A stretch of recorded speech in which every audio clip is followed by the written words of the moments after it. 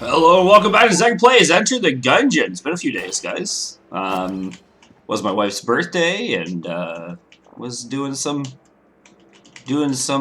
resting after doing some adult beverage drinking. So we're back in Adam though, ready to rock the Gungeon. Things I've done: watched the first 4 chapters of Justice League, the Zack Snyder cut. What a time that was. Well, let me just say that. That's how I felt about it. It was a time. If you enjoy watching extremely long movies, man, this is gonna be one of those movies. It is definitely long. So, so far what I can say about it is that it's long. Oh! I knew you were a mimic, sir! I didn't know, I guessed. I shot it because you're supposed to shoot them to see if they're mimics. So, I mean, that's what happened here. Of course. Still warm. Anyway, yeah, it was a movie. It took place, start to finish. I haven't seen the end yet, but I imagine the end will also take forever to get to. I'll say this, I'm going to release my own cut. It's going to be called the Zekin cut. It's going to be the entire Justice League super cut, the Zack Snyder cut, except I remove all of the super unnecessary 30-second panning shots and like all of the excruciating slow motion. I think if you remove those things, you could get that movie down to, and I'm not joking here, 3.5 hours. I think, genuinely, there are 30 minutes of sweeping landscape shots, which are done, like, so slowly. And in addition, I believe there to be at least 15 minutes of slow motion so far in the film. It is a movie so far unlike one I have experienced in a long time, which is not meant favorably. It's like this kind of like gratuitous slow motion I thought died in like, 2004 or whatever, but it did not. It is back in full force, my man. It was ugh. I hate to bad talk it, but like just you can see why they cut a lot of the scenes, man. That's all I'm saying. You can kind of get it. Be like, oh, yeah, this scene is unnecessary. There's also a lot more just like, Phantom Menace style straight exposition. Which is like, listen, if you're into that, you're into that, and I can't fault you for being into that. But if you're not into that, oh my god. Just stop, right? Like, yeah, we're stealing. Yeah, we stealing. But no, it's just very, like, it's so exposition heavy. And it's been so long since I watched a movie that was, like, that level of exposition. I'm not gonna lie, I'm used to kind of the refined, exposition of the Marvel films, which a lot of the times save on spoon feeding you a story. I mean, like, I'm not saying that there's not. Listen, please, all superhero movies are gonna be like, exposition.movie, but in the Marvel films, at least when it comes to like backstories and stuff like that, they kind of gloss. They do a fairly heavy gloss now. Or they explain through, action, or they explain through, like, subtle tidbits and things. Like this movie is just like, we have to get the Illudium Q32 space modulator in order to re-zappify the big brain. And if we get the big brain re-zappified, then, well, we're gonna be able to ensure the safety of humanity. Alright, now the plan is specifically, Truckman, you're gonna go in and you're gonna sit at precisely 30 seconds out from the location. Now, Robot Man. No, that's too close to the actual film. Sponge Man. You're gonna sit in a basin of water 32 meters deep, and when I guess that's kind of close too, because Sponge Man could be Aquaman. We don't know. Maybe he's a sponge. We don't know. He's probably not Sponge, right? And then we're gonna have Clippers Man. He's gonna clip Sponge Man's nails at exactly 8:07. And if all this comes together, then we should be able to prevent the Big Bad from doing this precisely over-explained plan, and we will have no issues because of all of the beautiful forethought and planning that I painstakingly explained, and now you also get to watch happen before you. That I'm not, and you think I'm being a dick? Also, I was on a roll on Buff Bird, and I was just like, I can't change my line of thought right now because I'm on a roll with Buff Bird. You know how it is. You guys know Buff Bird crew. You know how it is. Okay, people who struggle with Buff Bird, you know. If you know, you know. That's all I'm saying. Well, I don't want to steal it. Why are we gonna steal it? No. Don't steal it. Don't steal it. Unsteal it. Can I use it out here? Will it move now? No. Well, I don't want to steal. Oh, maybe if I shoot. Oh my God, the only option I have is to steal from this poor man. I don't want to steal. All right, well we're carrying on then. Anyway, it's like, you know, it's like that. It's like that. They'll explain for about 25 minutes what they're about to do, and then they'll just make you watch it. And they just do exactly that, and they talk about what they're doing because it was reshot like 1,000 times or whatever. They talk about what they're doing as they're doing it. So it's like it's not enough that they explain it to you. They then also explain it while they're doing it.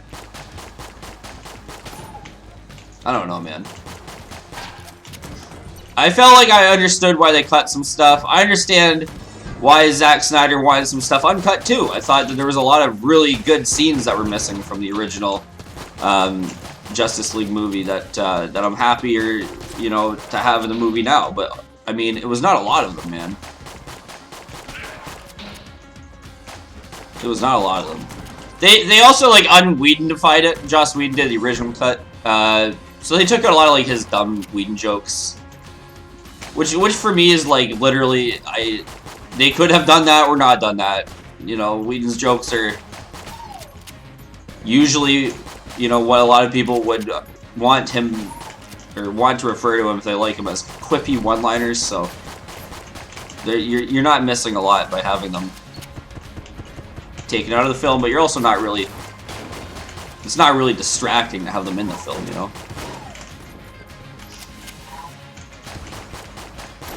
I'll say this. There's one artistic decision they made, which I think was awful, which is they played the same vocal line, which was like this beautiful tribal sounding wailing. I say wailing, and I know that it comes across as negative. Oh, whoa, it's time to wake up.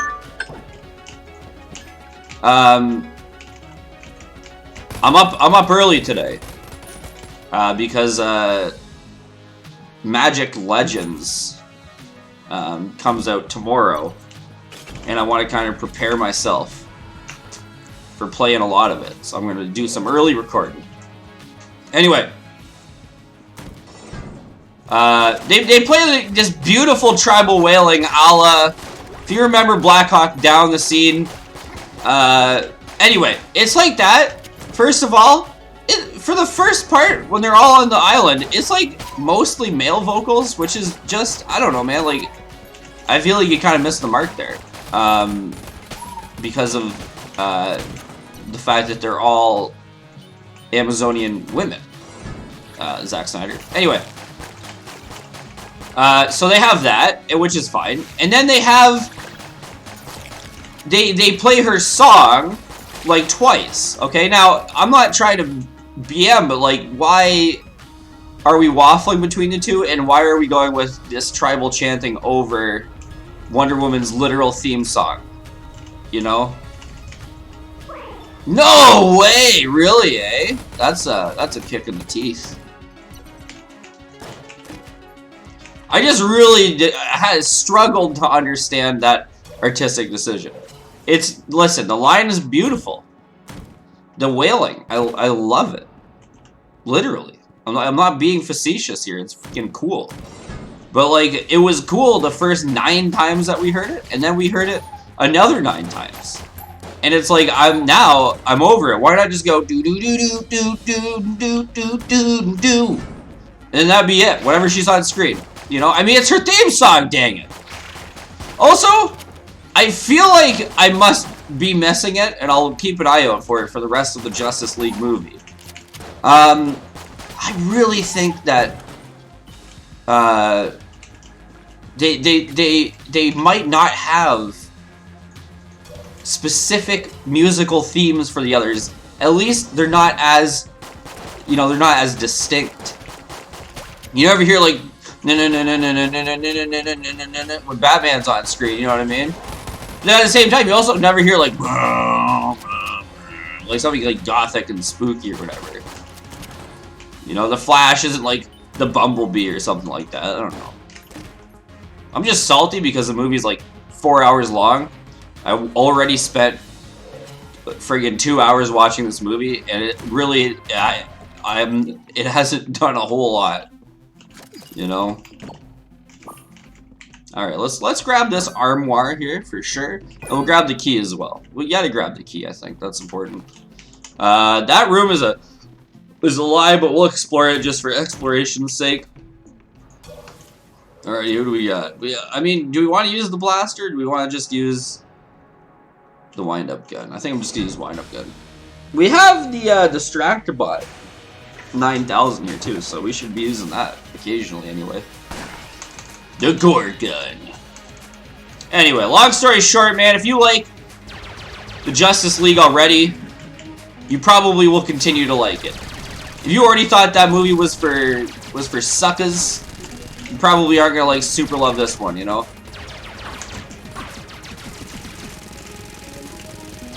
All that did was manage to get in my way so far.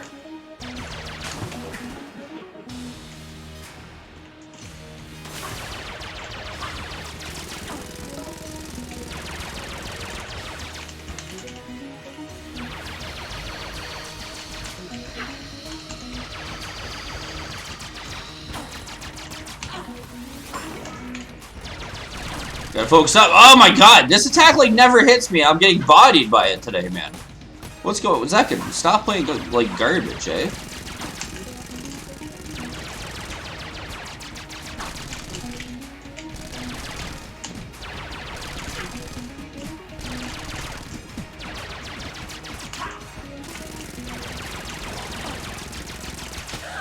Nice. Okay. Well, we got it. We got it. That's what's important. What's important is we got it. Okay. We got armor synthesizer and play well, get armor. So we added a click.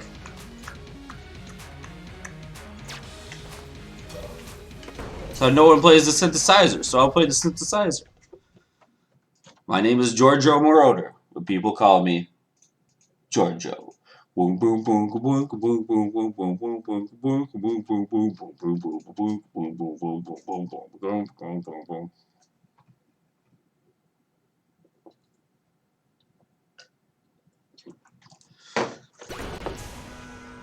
Sorry, I was hydrating. Big hydration if true.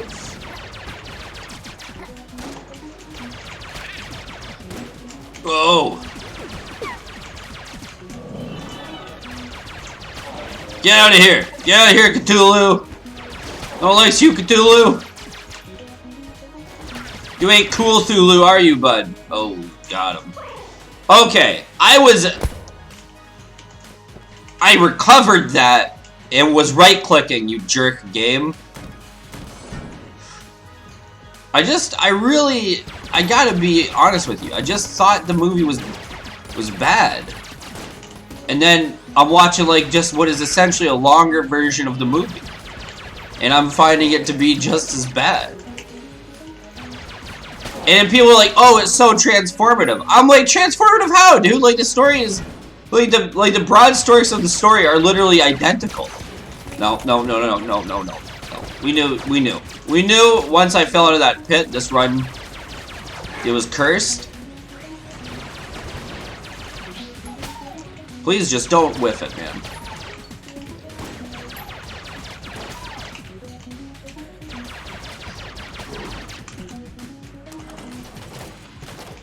Thank goodness we have the sweet, sweet dulcet tones of the wind-up gun to listen to here.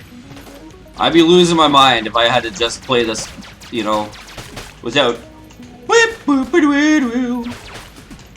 think I might be sarcastic? No, I'm not. I love it. I love the singing gun.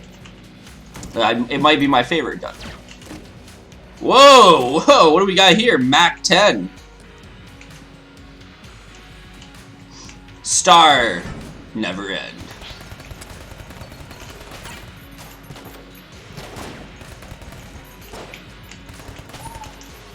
I believe this is a silenced weapon as well, which makes me think it's a movie reference.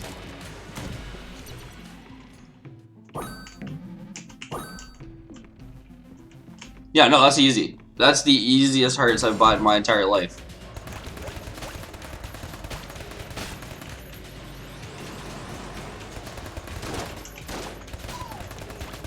I got a silenced Max 10, fool!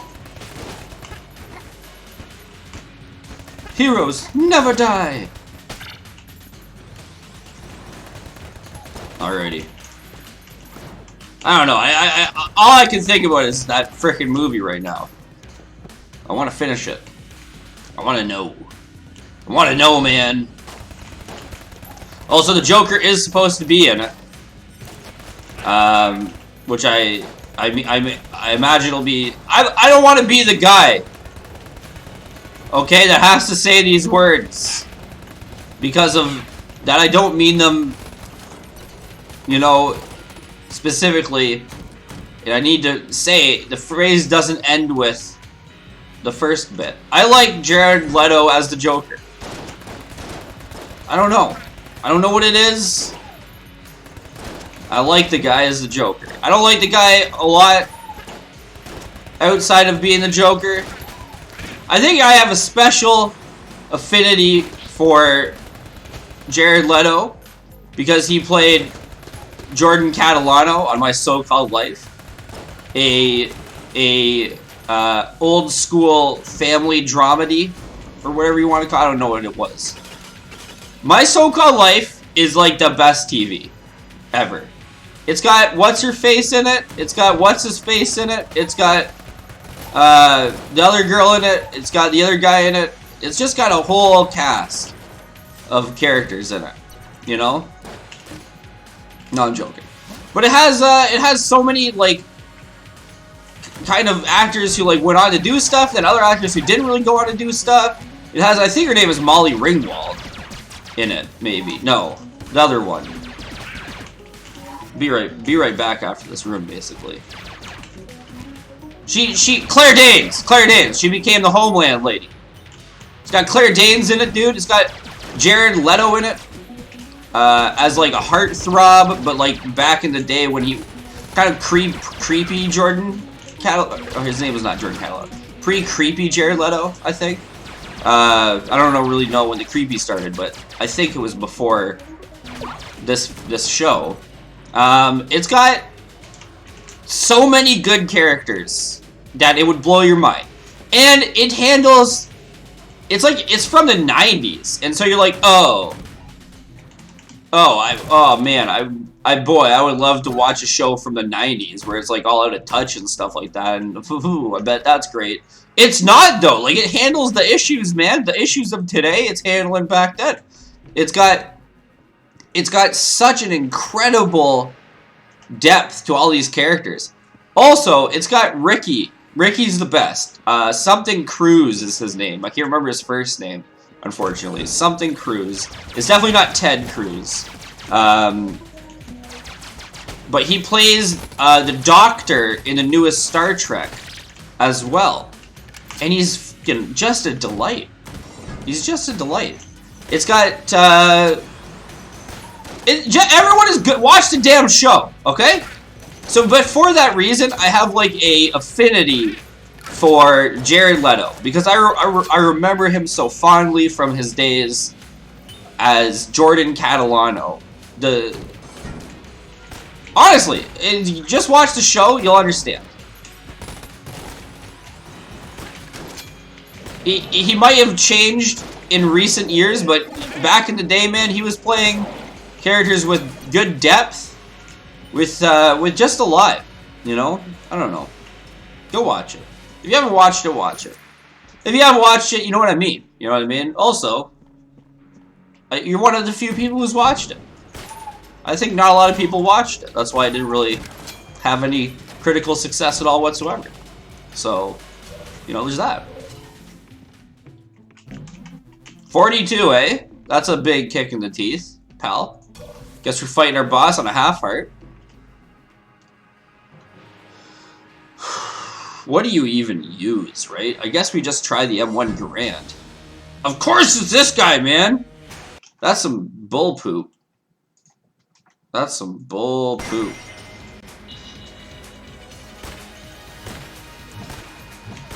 Oh god. Maybe the M1 Garand is not a super duper plan. Actually, no, it's chucking. It's trucking. We got 100 bullets in this thing, and it reloads like every 15 or something.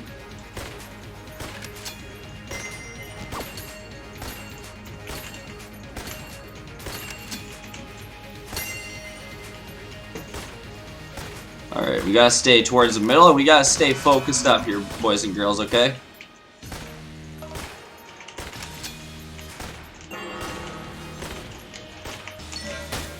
Yeah, well, thanks for watching, guys. You know, it is what it is. We tried our best this run and failed miserably again. I don't know what it is, Gungeon. I cannot beat this game. I'm going to keep trying. I really appreciate you guys watching. Have a great day.